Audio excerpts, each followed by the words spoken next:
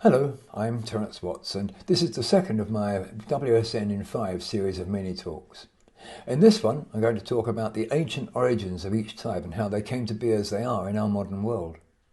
You'll probably recognise people you know, and also probably change your mind about what you think their way of being actually means. Everybody alive today has inherited their basic personality traits from our ancient ancestors, and so we're all a combination of nature and nurture, inheritance and upbringing in other words. Obviously I wasn't there, so this is all essentially a hypothesis, but a very likely one.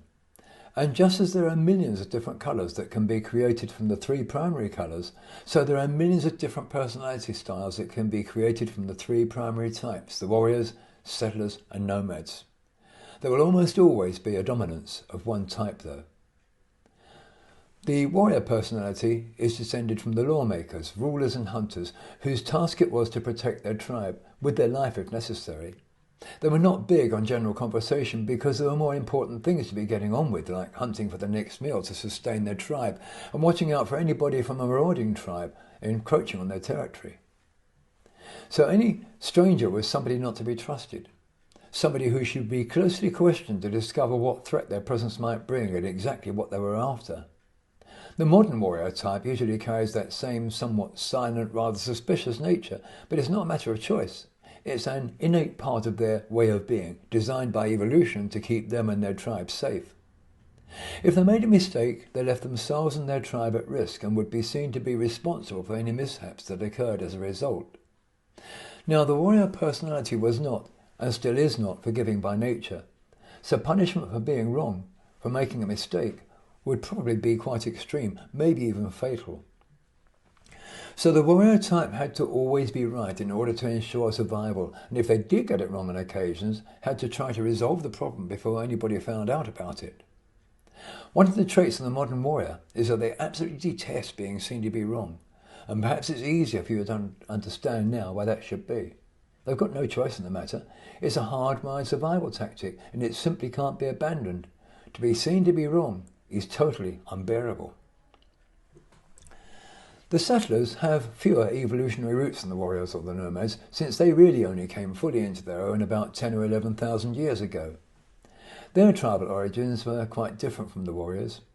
Rather than having a chief and a few under-chiefs in charge of everything and making sure everybody obeyed the rules of the tribe, it's probable they had more of a community spirit where everybody was considered equal.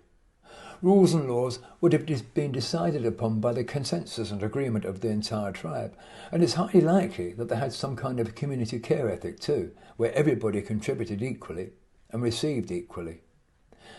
These people were astonishingly adaptable and versatile, and their survival depended upon shared communal strength rather than individual dominance. It was probably the sharing of knowledge among themselves which led to the understandings of agriculture and animal husbandry. The settlers were big on sharing, and the modern settler personality still likes to share and still seeks to find the best in people. This sometimes leads to the mistaken belief that they're weak, though they're often in fact people who would die for their principles. They gave everything and expected others to give everything in return, and somebody not doing their bit will be viewed as selfish and might be ignored until they've mended their ways. The modern settler usually has the same urge for fairness and justice and will deliver the silent treatment when they think somebody has transgressed, but they can no more switch that response off than they could willingly cause hurt to another. The nomads are those with the longest evolutionary roots. The earliest humans were nomadic hunter-gatherers, always on the move, never staying in one place for longer than was absolutely necessary.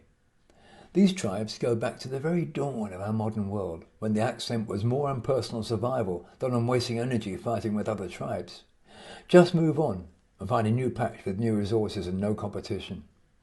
These were and are extremely individualistic people, not really interested in being part of the crowd and much more focused on the survival of self.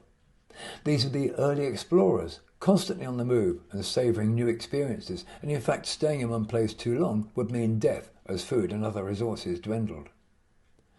The modern nomad also hates a static and stable existence because they've inherited the absolute need for change in order to survive. The term dead boring was probably invented by a nomad. As civilization developed, the nomadic ability to instantly fit into their surroundings and adopt a mode with ease became their main asset. They became travelling storytellers and soothsayers, always ensuring they were larger than life in order to get the biggest audience and therefore the most money or other resource that was on offer. The modern nomad is still a character who absolutely must stand out from the crowd in some way. They can lie and cheat with the best and get away with it, but they can also entertain, enlighten and inspire more effectively than any warrior or settler. It's not a matter of choice, but a born-in dichotomy. This was WSN in 5 episode 2, all about where we came from. I hope you enjoyed it. I'm Terence Watts, and I shall see you again another time. Bye for now.